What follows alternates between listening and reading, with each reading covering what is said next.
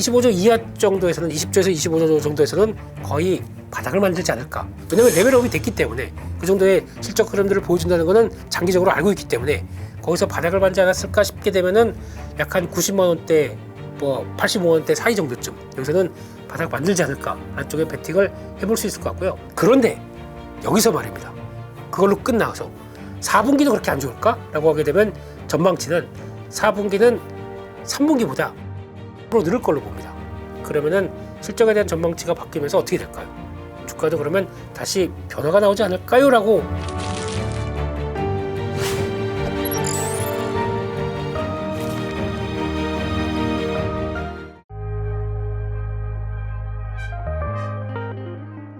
일단은 지금 3분기 때 판가 하락은 아까 말씀드렸듯이 메탈 가격이 하락하는 게 있을 거고, 거기다 두 번째는 지금은 당장은 유럽이 가장 이제 텃밭의 움직임으로 나가겠죠. 근데 유럽 쪽이 흔들립니다. 왜냐면 며칠 전에 나왔던 기사 본다고 하더라도 영국이 내연기관 자동차 판매 중지에 대한 기간을 더 늘렸습니다. 당장 이거 보니까 전기차 이것도 만만치 않은데? 라고 하다 보니까 늘려버려요. 그러면 신재생 에너지 관련된 정책들이 좀 후퇴하나? 라는 쪽도 생각이 들 수 있을 거고. 게다가 전기료가 비싸졌어요. 인플레이션 때문에. 그러면 거기 전기료도 비싸 보니까 그게 그거 아니야? 이런 생각도 들다 보니까 전기차가 막 성장해 오다가 약간 정체됐습니다. 지금 전기차의 판매가 좀 둔화되기 시작하는 모습들이 나온다라고 하게 되면 아무래도 배터리 3사가 유럽 쪽을 보고 공급했던 게 약간 좀 정체가 되기 시작하겠죠. 그래서 아마 3분기 쪽의 실적은 2분기 대비해서 약 한 7% 정도 줄을 것이다. 이렇게 LG에너지 솔루션의 입장이 나옵니다. 그런데 여기서 말입니다. 그걸로 끝나서 4분기도 그렇게 안 좋을까? 라고 하게 되면 전망치는 4분기는 3분기보다 한 14% 늘을 걸로 봅니다. 그러면은 실적에 대한 전망치가 바뀌면서 어떻게 될까요? 주가도 그러면 다시 변화가 나오지 않을까요? 라고 보는 게 이런 상황들인데 변수는 있습니다. Q와 관련된 부분 말고 P와 관련된 부분 쪽에서 가격 얘기 말씀드렸잖아요. 이게 지금 그러면 메탈 가격들이 그러면 하향 안정화 찍고 이제 돌아가야 되거든요. 이게 확인이 되는 게 4분기 때 좀 보이기 시작한다 라고 하게 되면 여기서는 또 다른 문제가 되겠죠. 그래서 그거를 체크하는 게 중요하지 않을까 싶은데, 근데 여기서 중요한 거는 P는 왔다 갔다 합니다. 거기서 변하지 않는 사실, 즉 북미 쪽에서 투자 계속하고 있고 거기서 지금도 열심히 그 배터리 만들고 있는데 북미로 가게 되면은 북미에서 이제 공장이 드디어 이제 완공된다. 특히 이제 내년 상반기 같은 경우는 얼티엄 셀즈라고 하는 LG 에너지 솔루션과 GM이 합작했던 그 공장이 이 공장이 이제 완공됩니다. 그러면 그때는 또 레벨업이 확 되겠죠. 되게 되면 양극재 쪽은 또 들어가는 Q가 확 늘어나겠죠. 이런 과정을 봤었을 때 Q는 계속 우상향이에요. 그 사이에서 P가 왔다 갔다 하는 상황이 되다 보니까 그쪽에서 나오는 어떤 분기는 좋고 어떤 분기는 안 좋을 수가 있겠죠. 그것 따라서 주가는 출렁임이 나온다고 하더라도 길게 보게 되면은 왔다 갔다 한다고 하더라도 이렇게 우상향이 될 수 있는 근거는 되겠죠. 적어도 2025년 다 완공되고 나서, 그래서 이제 어느 정도 북미에서도 우리 공장 다 했으니까 이제 쭉쭉 뽑아낼게 라고 해서 실적이 반영될 때까지는 지금 분위기는 그렇게 크게 바뀌는 게 아니지 않나, 이런 생각으로 들고 있습니다. 지금 리튬 가격 같은 경우는 첫 번째로 수요와 공급의 논리로 봐야 되겠죠. 최근 들어서 나왔던 얘기 중에 하나가 공급 관련돼서 북미에서도 지금 큰 최대 매장량 리튬 발견했다, 이런 얘기도 나오고 있고, 근데 중요한 거는 발견했다가 아니라 발견하게 되면 그걸 상용화시켜서 그러면 캐내고 그것을 정제해서 그냥 리튬이 아니라 수산화 리튬 쪽으로 바꾸고 하는 이런 여러 가지 과정을 보게 되면 이게 시간이 얼마나 걸립니까? 최소 2, 3년 걸려요. 그러면 앞으로 매장량이 그렇게 있기 때문에 나온다라고 본다고 하는데, 이번에 포스코홀딩스 그렇잖아요. 그 리튬 염호 관련된 쪽에서도 이거 경제성 확인하고 거기까지 지금 얼마나 많이 걸렸습니까? 가치가 있는데 그걸 얼만큼 끌어올릴 것이냐라고 했었을 때는 거의 10년 이상 걸렸죠. 그렇기 때문에 지금 같은 경우도 리튬 관련된 쪽 여러 가지가 나온다고 해서 공급 얘기가 나온다고 하더라도 이게 본격적으로 생산되기는 아직 먼 얘기입니다. 그런 쪽에서 지금 최근에 나왔던 리튬 가격이 그동안에 이제 중국 쪽이나 뭐 과잉 투자가 되다 보니까 그쪽에서 어느 정도 좀 수요가 떨어지는 거 아니냐라고 한다고 하더라도 그 리서치 회사들 같은 경우 보게 되면 2025년부터 다시 리튬은 수요가 더 많다. 그렇기 때문에 공급 부족 얘기가 나오기 시작합니다.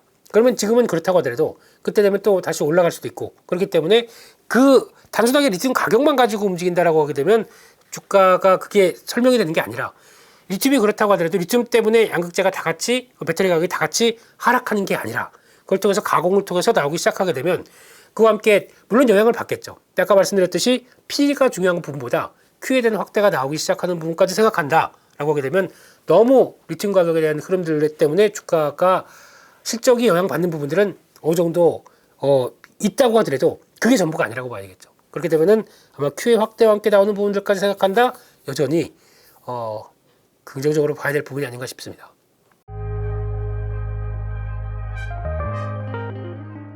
양극재 쇼티지는 나올 수밖에 지금 당장은 또 그런 쪽이겠죠. 예, 그런데 지금 이제 제일 중요한 거는 아마 그런 뉴스보다 이제 NCM 계열이나 NCA 계열 쪽으로 나오면서 3원기에 대해서 이제 계속 어떤 국내 업체들은 끌어왔었고 이게 중요한 게 아니라 그 다음에 만약에 또 많이 얘기 나온 게 기술의 발달과 함께 다음 국면으로 전고체 배터리 나오고 뭐 이런 쪽으로 나왔을 때 아마 지금 이쪽 같은 경우는 충분히 이제 아까 말씀드렸듯이 2025년부터 공장 완공되고 이렇게 쭉 나가기 시작하게 되면 그때부터 지금 계산한 걸 정도로 맞겠느냐라고 보게 되면 모자랄 수 있습니다. 그건 앞으로의 변화라고 봐야 되겠죠. 근데 더 중요한 거는 그보다 이제 전고체 배터리 같은 경우 또 얘기가 요즘 한참 많을 거예요. 그래서 그것 때문에 꾸베 배터리, 그러니까 전해질이 고체로 되다 보니까 그 에너지 효율도 훨씬 좋기 때문에 이거는 하는 순간 게임 체인저 많이 나오면서 지금 가장 얘기 많이 하는 게 도요타가 이렇게 또 얘기를 하면서 와 그렇게 되기 시작하면 이제 그보다 훨씬 더 높은 뭐 한 번 충전으로 만약에 700km 이상 뭐 1000km 이렇게 가기 시작한다라고 하게 되면 훨씬 좋은 거 아니야? 라고 할진 모르겠지만 일단 거기 들어가는 리튬이 좀 약간 다릅니다. 황화 계열의 리튬 쪽이 들어가게 될 것 같고 그렇게 되면 그건 또 훨씬 더 비싸고 게다가 지금 또 전고체 배터리 쪽에 양산 라인이 제대로 갖춰지지 않았는데 지금처럼 대규모화되기 위해서는 또 돈과 거기서 들어가는 공장 건설하고 하면 시간과 비용이 얼마나 많이 들 겁니까? 그러면 이제 성공했다고 하더라도 그것 가지고 또 본다고 하게 되면 최소 2, 3년입니다. 그렇게 나오기 시작하게 되면 그 사이에 NCA 그 자리를 일단은 NCM, NCA 계열들이 또 다 차지하면서 충분히 성과를 내고 있겠죠. 그게 무서워서 지금 장을 못 담그는 건 아니지 않습니까? 그렇기 때문에 이런 현상이 나온다고 하더라도 그리고 또 왜 도요타가 그렇게 하느냐? 지금 원래 파나소닉이 충분히 테슬라와 함께 커갈 수 있었는데 파나소닉이 제대로 투자를 안 해요. 워낙 보수적이기 때문에 테슬라가 계속 하라고 해도 우리 안 해. 우리는 회사에 원칙이 있고 그렇기 때문에 그런 공격적인 투자 안 합니다. 얼마나 답답해요. 테슬라는 우리 많이 쓸 건데 그러다 보니까 LG에너지 솔루션이 제가 할게요 하고 LG화학에 해서 나오기 시작한 게 지금 흐름이죠. 그렇게 되면은 증설하는데 느리고 이쪽은 북미 쪽으로 들어가서 팍팍 증설해주고 그렇게 되면은 얼마나 이쁩니까? 그래서 그쪽으로 돌아가는 거고 전고체 쪽은 파나소닉이 그랬던 거에 전철을 밟지 않고 있고 또 한국 업체들의 NCM 그 3원계 쪽에 대해서 어느 정도 견제를 하고 이거 싹 없애고 게임 체인저를 하기 위해서 도요타가 우리가 전고체 합니다 라고 얘기를 하지만 돈 많이 들을걸요 시간 많이 들을걸요 생각보다 그게 쉬운 문제일까요? 라고 했었을 때는 물론 자동차에 진심 있는 회사이기 때문에 미리미리 준비를 잘했겠죠. 근데 아직 모르겠습니다. 가격도 많이 떨어뜨려야 됩니다. 지금같이 전고체 배터리 시제품은 나오는 걸로 알고 있습니다. 배터리 하나가 1억이 넘어간다 라고 하게 되면 그거 타려고 그렇게 전고체 배터리로 갈까요? 제가 보기에는 아직은 상용화는 멀었습니다. 그렇기 때문에 아직 그것 때문에 위협되겠다라고 생각하는 것은 좀 먼 미래입니다. 지금이 내려와 있는 상태입니다.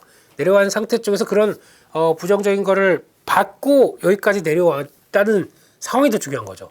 그렇기 때문에 아마 이번에도 이제 주가만 보게 되면은 뭐 이제 시총 기준으로 많이 보지 않습니까? 그러면 지금 기준으로 한 25조 이하 정도에서는 20조에서 25조 정도에서는 거의 바닥을 만들지 않을까. 왜냐하면 레벨업이 됐기 때문에 그 정도의 실적 흐름들을 보여준다는 것은 다 장기적으로 알고 있기 때문에 거기서 바닥을 만지 않았을까 싶게 되면은 약 한 90만 원대, 뭐 85만 원대 사이 정도쯤 여기서는 바닥 만들지 않을까라는 쪽에 베팅을 해볼 수 있을 것 같고요. 지금 이제 막상 실적이 안 좋게 발표했습니다. 뭐 LG에너지 솔루션과 함께 얘기했던 거 보면 최대 양극재 쪽에서 실적 안 나오는 거 20%까지는 안 좋을 수 있겠다. 뭐 이런 쪽까지 얘기했거든요. 그럼 제가 예방주사를 맞은 거예요. 설마 그 정도까지 안 좋을까? 20%까지 안 좋을까? 라고는 생각하지만 그럴 수도 있겠네. 라고 생각하는데 그게 그러면 계속 지속되게 되면 실적이 하향돼서 못 올라오게 되면 그게 부담이겠죠. 근데 일시적으로 내려갔다가 다시 또 올라오기 시작한다 이렇게 되기 시작하게 되면 변화가 나오기 시작하겠죠. 그런 걸 생각하게 되면 일단 부진할 것이라는 실적은 이미 주가에 반영이 됐고 만약에 다시 진짜 실적을 통해서 안 좋게 나왔다라고 하더라도 해서 반등하다가 다시 주춤해서 확인하는 정도 그만 치고 4분기는 오히려 또 전망들이 살짝 좋아지기 시작하거든요. 이거 반영되기 시작한다 그러면 그때는 턴하기 시작하겠죠. 저희가 분기 실적 가지고 플레이 못해요. 어떤 이런 성장주 같은 경우는 턴어라운드가 빨라진다 이런 속도나 아니면 턴어라운드 찍히는 숫자에 대한 규모들이 빠르게 올라오거나 라고 하는 그 흐름에 따라서 주가에 대한 속도를 책정하는 거지 이번 분기는 팔고 다음 분기는 사고 이렇게 뭐 분기별 매매로 들어가는 것밖에 되지 않겠죠. 장기적으로 우상향 쪽에서 나올 수 있는 패턴들이나 변화들은 계속 또 체크하는 게 맞겠다라고 봐야 될 것 같습니다.